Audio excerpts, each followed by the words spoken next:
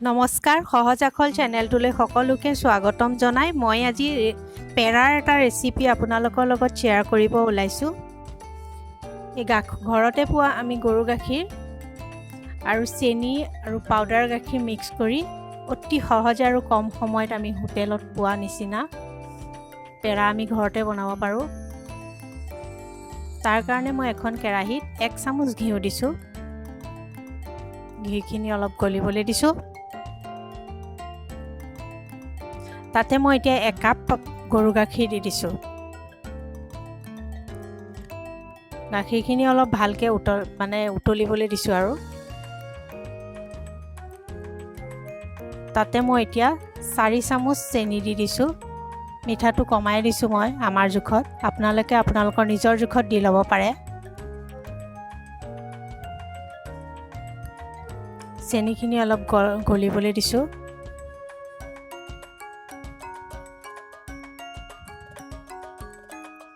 এনেকৈ আমি একেবাৰে সহজতে আৰু কম সময়ত আমি ঘৰতে পেৰা বনাই খাব পাৰোঁ।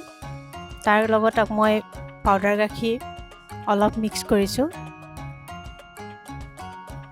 সৰু বাটি এটাত মই এবাটি লৈছিলোঁ, তাৰে এতিয়া প্ৰথমে আধা দিছোঁ। আধা দি অলপ ঘুটি লৈছোঁ যাতে গোটা গুটি হৈ নাথাকে। তাৰপিছত মই আকৌ বাকী থকাখিনি দি দিছোঁ। অলপ অলপকৈ দি ভালকৈ ঘুটি ল'ব লাগে। কম জুইত অলপ বেছি টাইম ঘুটি থাকিব লাগে। ভালকৈ মিক্স কৰি ল'ব লাগে।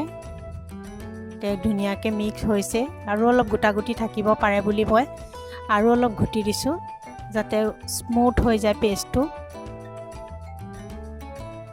গাখীৰ, পাউডাৰ গাখীৰ আৰু ঘি, চেনি গোটেইখিনি ধুনীয়াকৈ মিল হৈ গৈছে।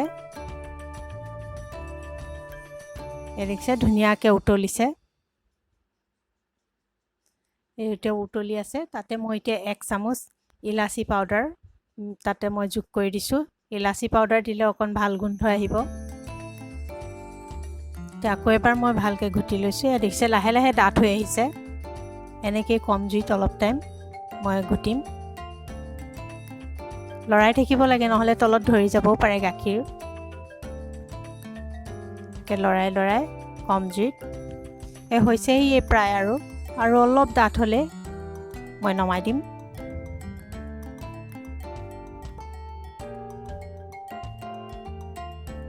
দেখিছে ধুনীয়া জোখত হৈ আছে। হৈছেহি আৰু দেখিছে ডাঠ হৈ আহিছে ধুনীয়াকৈ। কেৰাহীৰ পৰা কেনেকৈ ধুনীয়াকৈ লাহে লাহে এৰাই যাব ধৰিছে। ধুনীয়াকৈ হৈ গৈছেগৈ পেষ্টটো। এতিয়া মই নমাই দিছোঁ। নমাই দি অকণমান ঠাণ্ডা হ'বলৈ দিছোঁ। ঠাণ্ডা হ'লে বনাবলৈ ভাল হয়। অকণমান ঘি মই হাতত লগাই লৈছোঁ।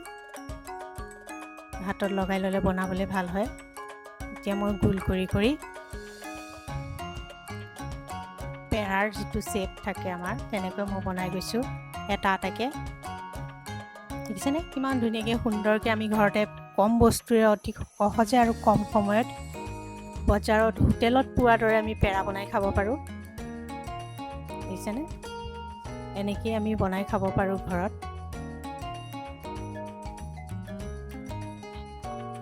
এতিয়া মই অকণমান পিস্তা বাদাম কাটি তাৰ ওপৰত দি দিছোঁ দেখিবলৈ ভাল লগাকৈ।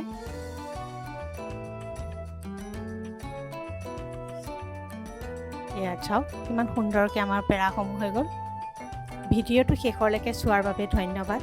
এনেকুৱা আৰু ভিডিঅ' চাই যাবৰ কাৰণে আমাৰ চেনেলটো প্লিজ ছাবস্ক্ৰাইব কৰি দিব আৰু লাইক, কমেণ্ট আৰু শ্বেয়াৰ কৰিব।